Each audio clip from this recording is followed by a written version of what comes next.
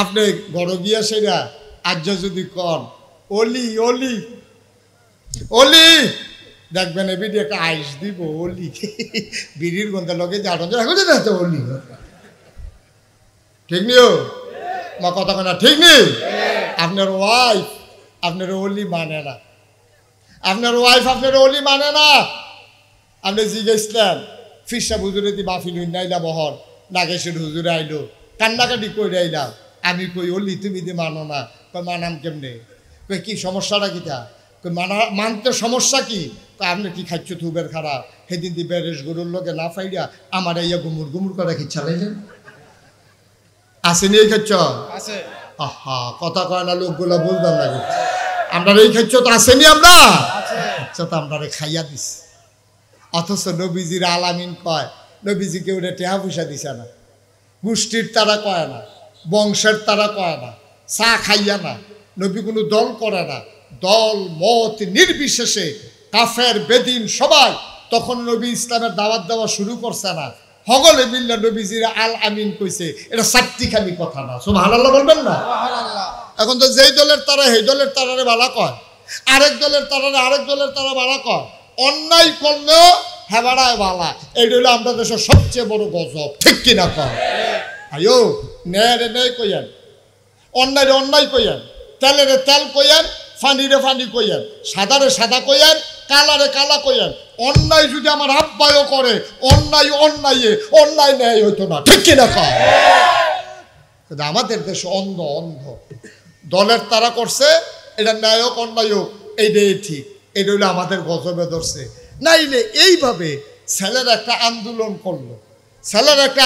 করলো একটা বৈধ চাওয়া তাদের যে আমরা যদি কোটায় এইরকম যদি দিয়ালাম তা আমরা দলে আফারা করে লাভ নাই চাকরি হইতো না ফলাফলে কইছে আপনারা এটাকে সংশোধন করে দেন এই সংশোধনের থেকে শুরু করে যাইতে এমন জায়গাত গেল এরপরে কতগুলা প্রাণ গেল আজকে ফেসবুকে একটা ছবি দেখলাম একটা গাড়ির ড্রাইভার তার এই সামান্য সামনের থেকে তারে ফায়ার করছে তার নাকের এই নাক সারা এই দাঁতের ঠুটটাই গাল দি উঠতে গেছে ছবিটা অনেকেই হয়তো আজকে ফেসবুকে দেখছেন এইরকম হয়ে গেছে এই দৃশ্যটা দেখার পরেও আপনি দল না হইলে করেন আর কি আপনি ন্যায় অন্যায় বুঝতেন না এরপরেও যখন কয় যে হ্যাঁ করলে করছে অহন কি বালানি এই কথাগুলা যারা কয় এই কথাগুলার কারণে এই বাংলাদেশে গজব আসবে ঠিক কিনা কয় গজব আসবে অন্যায় অন্যায় যে যা হয়েছে অন্যায় হয়েছে অহন কেমনে সংশোধন করো কথা থাকলে কথা কও কিন্তু অন্যায়ের সমর্থন করা এটা কোনো মুমিন মুসলমানের চরিত্র হইতে পারে না ঠিক কিনা বলো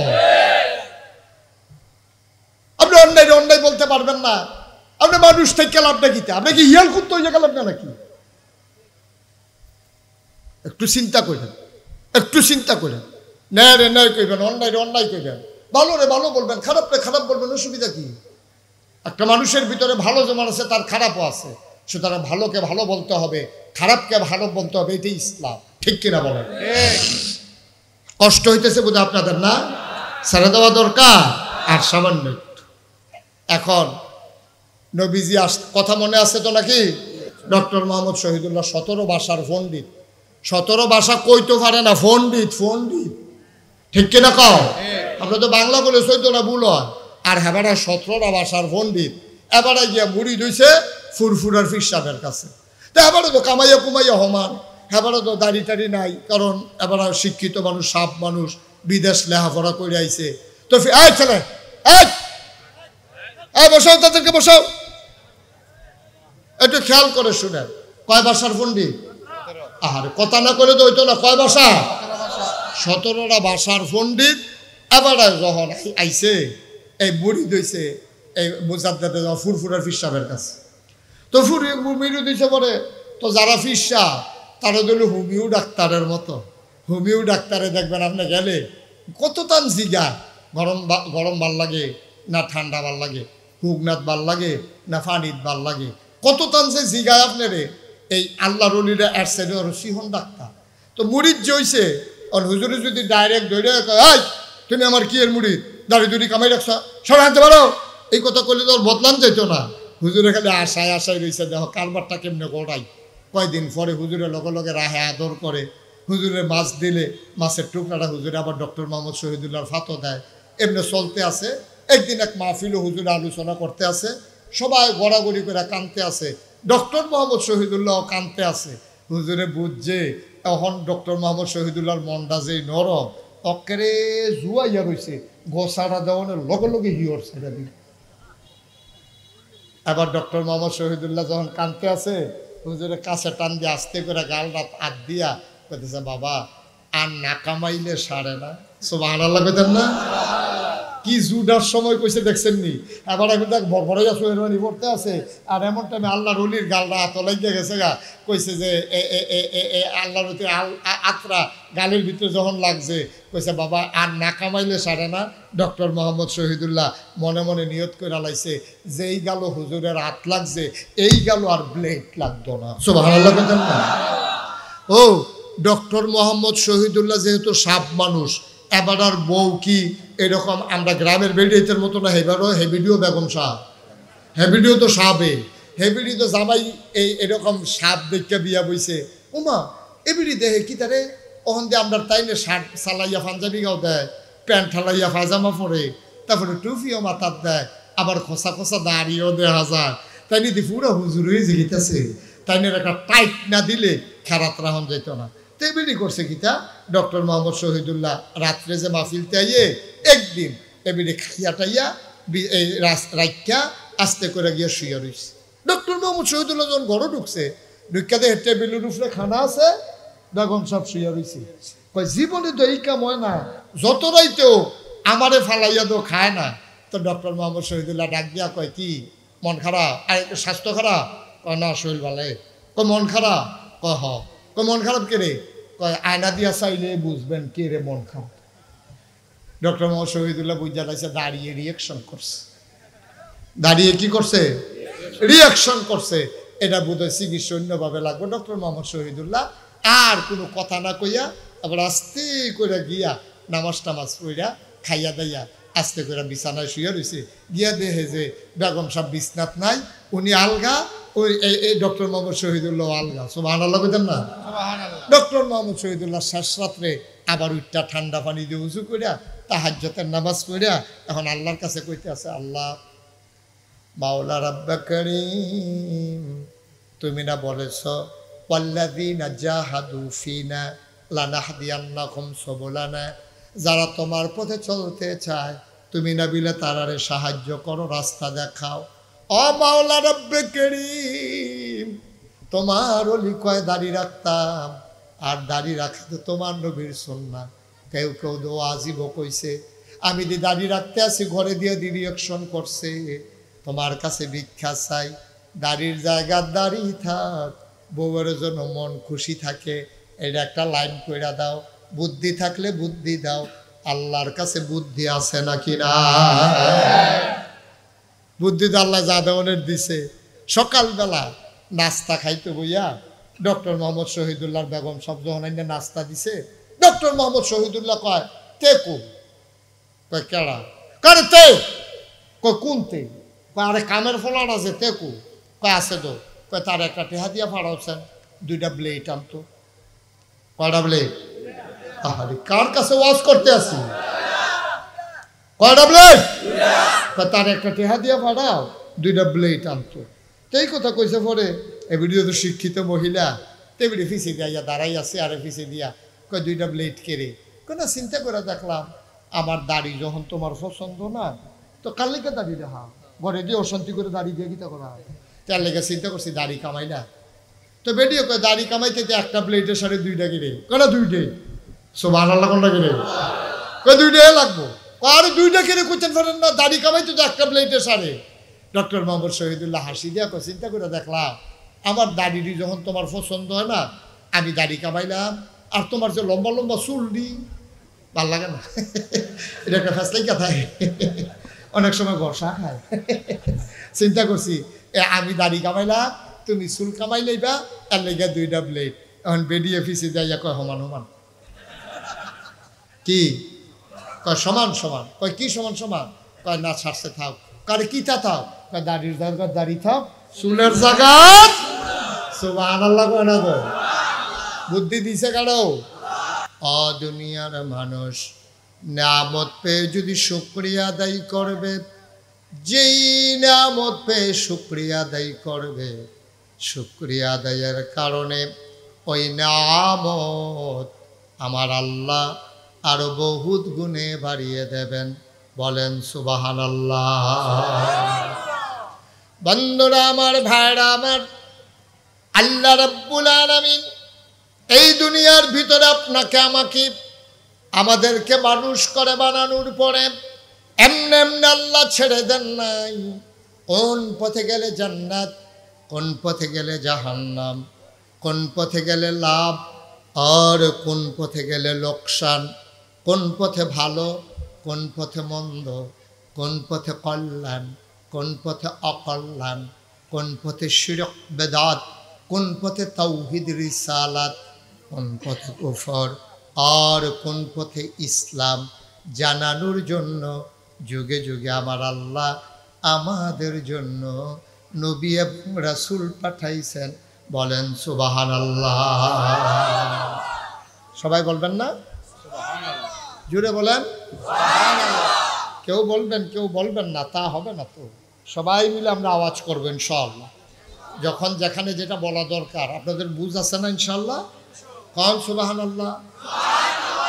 আর আওয়াজ নাই? আমি তো সারা জীবন হুমলাম, হুম না, কেউ এতে কম না তো কয়ে কমে তো আওয়াজে তো না, এতে বেশি আওয়াজ তো আমি অন্য জায়গা তো পাইছি। বলেন সুবহানাল্লাহ। কিছু হয়েছে তাও তো উনি তো কইছে কইতেন না,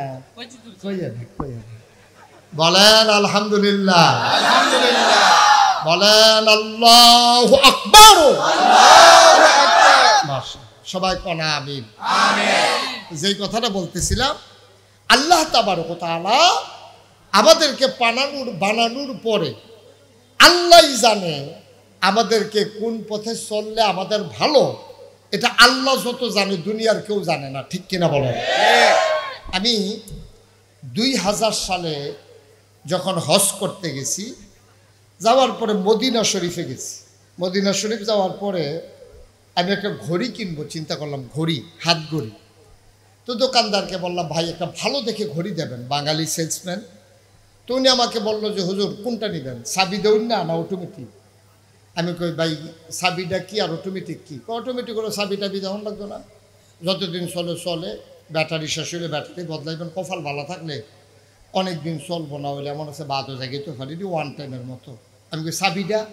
এটা হুজুর সুবিধা, আপনার দিনে একবার চাবি দিবেন, এটা যদি টাইম মতো মিল করে চালাইতেন পারেন তাহলে মোটামুটি এটা চলবে। তা আমি বললাম ভাই এটা চাবি টাবি টাইম মতো দেওয়া না, এটা ঝামেলা, থাক অটোমেটিকটাই দেয়। তো অটোমেটিক যেটা অটো, এটা দিয়া দিছে। আমি তখন পরে চিন্তা করলাম যে এই একটা ঘড়ি, এখন এটার 12 ঘন্টা 24 ঘন্টায় একবার আপনি চাবি দেওয়া লাগবে, নাহলে বন্ধ হয়ে যাবে। এটা ঘড়ি যিনি বানাইছেন তিনি এটা নিয়ম করে দিছে, এটার মেয়াদ হলো 24 ঘন্টা। এটার ভিতরে যে জুয়েলগুলো ফিট করা আছে, এটার ভিতরে এরকম চাক্কির মতো দেখবেন, আগিলা দিনের ঘড়ির ভিতরে দেখবেন এরকম গোল গোল চাক্কির মতো কেফরি গাড়া এরকম আছে। এটা আপনি যখন শক্ত করে চাবি দেবেন, এটা 24 ঘন্টা পরে অটোমেটিক এটা স্লো হয়ে যাবে অথবা বন্ধ হয়ে যাবে। তা আমি তখন চিন্তা করলাম, আরে সামান্য একটা ঘড়ি, এই ঘড়িটারে 24 ঘন্টা একবার চাবিটা দিলে ঘড়িটা নষ্ট হয়ে যায়। আজ এবার সরাই সারুক, সরাই সারলে আপনারা জানাইয়েন আমারে।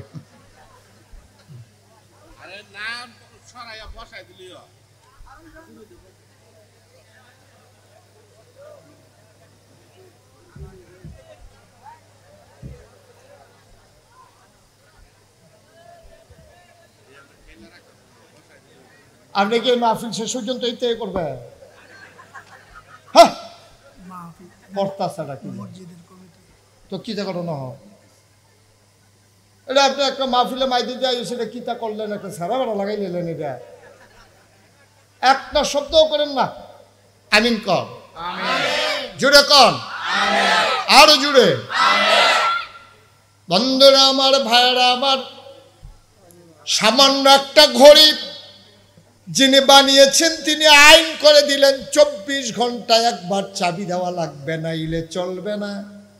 সামান্য কেনায় টাকা ঘড়ি যদি এমন হয়, যিনি তোমাকে আমাকে মানুষ বানালেন উনি জানিয়ে দিলেন কি করা যাবে কি করা যাবে না, কি খাওয়া যাবে কি খাওয়া যাবে না, কি ধরা যাবে কি ধরা যাবে না, কোথায় যাওয়া যাবে কোথায় যাওয়া যাবে না।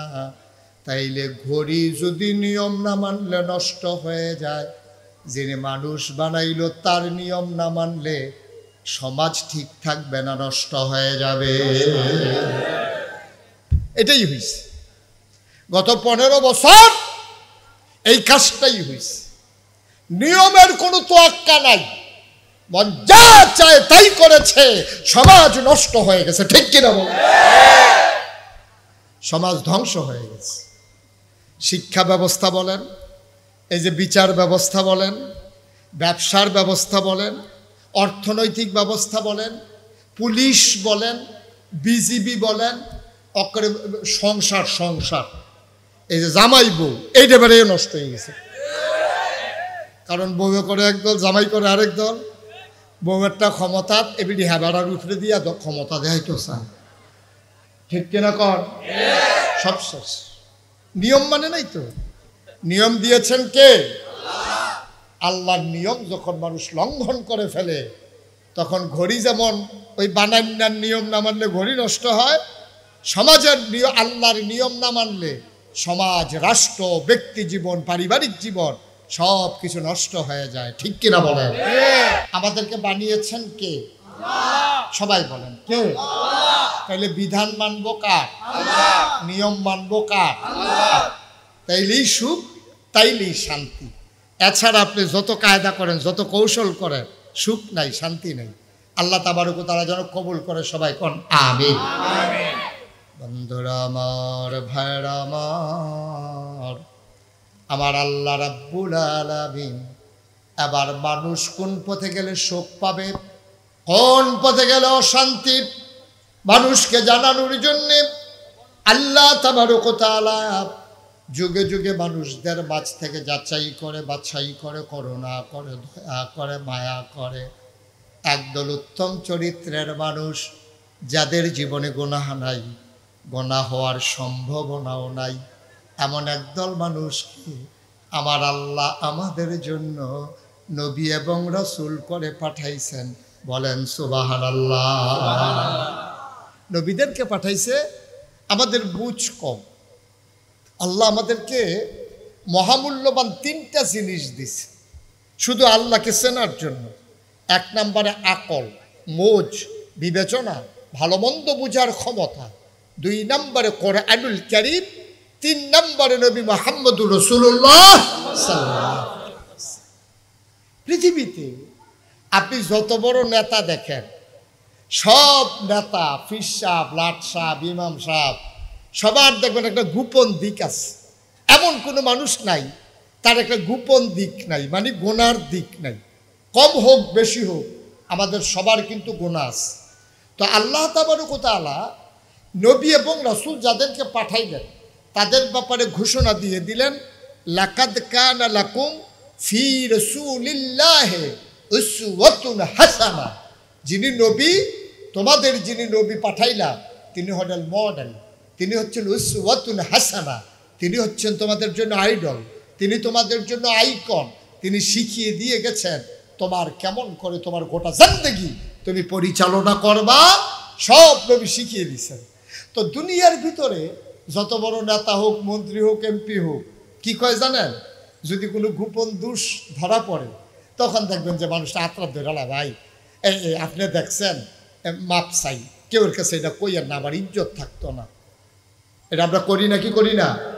কোনো গোপন কাজ করতে আপনি একজনের মনে করেন নর্মাল, আপনি একবার ফপ্পা গাছের ফপ্পা চুরি করতেন গেছেন, আপনার আরেকবারে দেখ খেলাইছেন, আপনি দৌড় দিয়ে গিয়ে তার হাতে ধরেছেন, ভাই সিটটা থাকতে তো তোর কত এই কাম করছ, আমি না হইলে একটা ফপ্পা ফাইনালাইছি, এই ওরা হারামো, আর জীবনে এই কাম করতাম না, তুমি আর এটা কেউর কাছে কইও না। না সারছে তো এটা কনের কি আছে?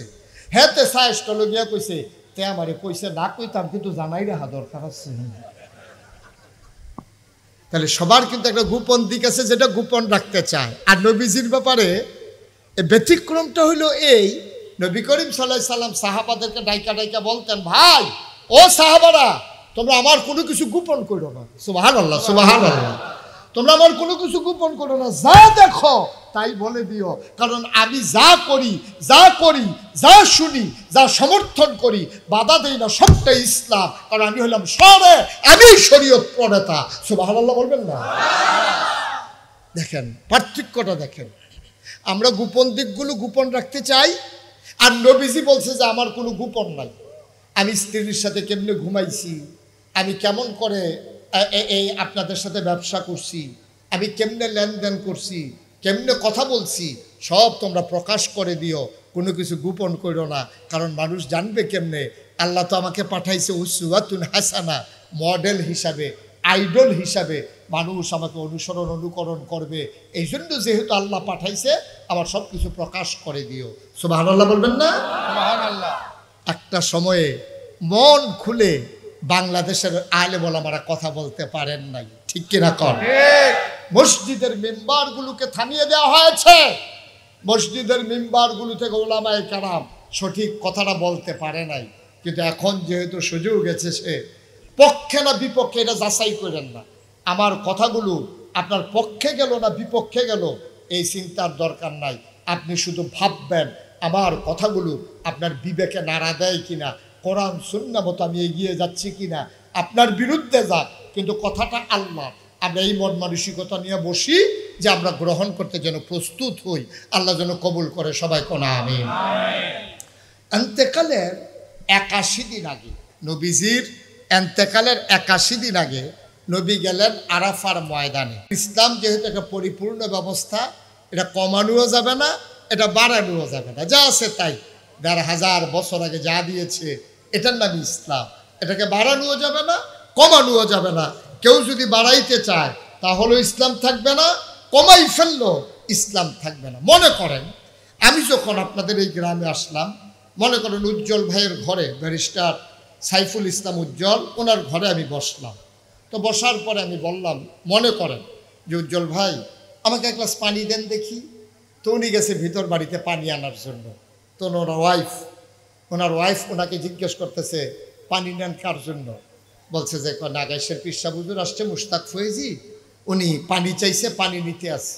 তো ওনার ওয়াইফ ওনারে ধমক দিছে, দেখ আপনি কোনো বুদ্ধিশুদ্ধি নাই, উনি কত দূর থেকে আসছে, মেহমান মানুষ, সারা বছর কি আমাদের এখানে আসে নাকি? জীবনে একবার আসছে, আর আসে না, না আসে। ঘরের ভিতরে ট্যাং আছে, একটু ট্যাং দেন। তো দিছে ট্যাং। একটু চিনি দেন, দিছে চিনি, কয় দেন লাড়া দেন। এখন ট্যাং চিনি লাড়া দিছে পরে, এটার আপনাদের এদিকে কি কয়? কতখানে কি কয়? আমি উজ্জ্বল ভাইয়ের কাছে কি এই চিনি পানি চাইছিলাম না শরবত চাইছিলাম? পানি। আমি চাইছি পানি, উনি আন্না দিছে আমার শরবত, তা আমি শরবত খাইলাম। ইসলামটা ছিল এক গ্লাস স্বচ্ছ সাদা পানির মতো, এটা কমও নাই বেশি হয়, মনে করেন একবারে সমান সমান। এখন এই সমান সমান এক কাপ পানি যদি থাকে, আমি যদি এখান থেকে এক ঢুক পানি খেয়ে ফেলি, তাহলে কি সমান সমান থাকবে না কমে যাবে? আমি যদি এক কুশ পানি এটার ভিতরে দেই সমান সমানের পরে, এটা কি ভিতরে থাকবে না বাইরে পড়ে যাবে? বাইরে পড়ে যাবে। চিন্তা করে, ইসলাম হলো এরকম সমান সমান এক কাপ পানির মতো। এখন আমরার তারা কি করছে জানেন? আমরার তারা যার যার সুবিধা মতো, ওই উজ্জ্বল ভাইয়ে যেমনি পানির লোকে ট্যাং দিয়া চিনি দিয়া শরবত বানাই দিছে, এই আমরার তারা ইসলামটারে যার যেমনি সুবিধা মতো ওই এক গ্লাস সাদা পানির মতো ইসলামটারে কেউ ট্যাং দিছে, কেউ সিবিটা দিছে, কেউ রুয়াবজা দিছে, কেউ তুকমার দানা দিছে, কেউ ইসুফগুলির ভুসি দিছে, চিনি দিছে, আর লাড়া দেওয়ানের লেগে তো আপনার তারা বেড়া হয়ে গেল। হ্যাঁ, হগলে মিল্লা দিছে লাড়া। ওখানে এটা কি ফানি আছে না শরবত হইছে? এখন ইসলাম আর সেই ইসলাম নাই ১,৫০০ বছর আগে নবীজি যে ইসলাম দিয়েছিলেন। আল্লাহর নবী এন্তেকালের ৮১ দিন আগে একটা আয়াত নাজিল হয়েছে নবীজির উপরে। ইহুদিরা যখন আয়াতটা শুনেছে, ওরা বলেছে এমন একটা আয়াত যদি আমরা পাইতাম তাইলে এই আয়াতটারে আমরা নিয়া ঈদের দিনের মতো দিন বানাই ফেলতাম। তোমাদের বড় ভাগ্য ভালো, তোমরা একটা দাবি আয়াত পাইছো। আয়াতটা কি আমরা শুনতে চাই? যারা পারি তারা পড়ি, সবাই মিলে শুনি, সবাই পড়ো। আউযু বিল্লাহি মিনাশ শাইতানির রাজিম। বিসমিল্লাহির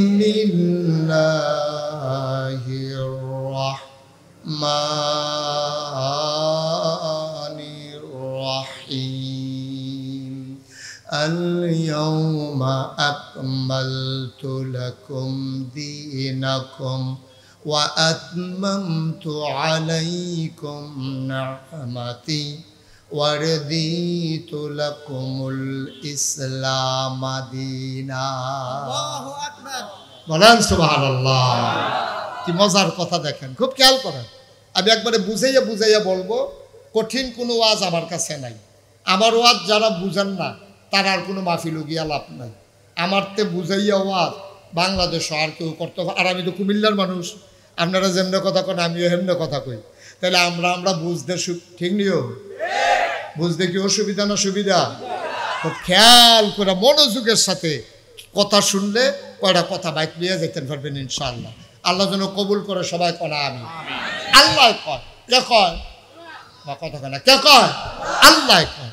ও নবী আপনি শুনেন, নবীজিকে আল্লাহ বলেন আল ইয়াউমা, আজকের এই দিনে, এন্তেকালের 81 দিন আগে, দিনটা ছিল শুক্রবার, দিনটা ছিল ইয়াউমুল জুমা, দিনটা ছিল ইয়াউমুল আরাফা।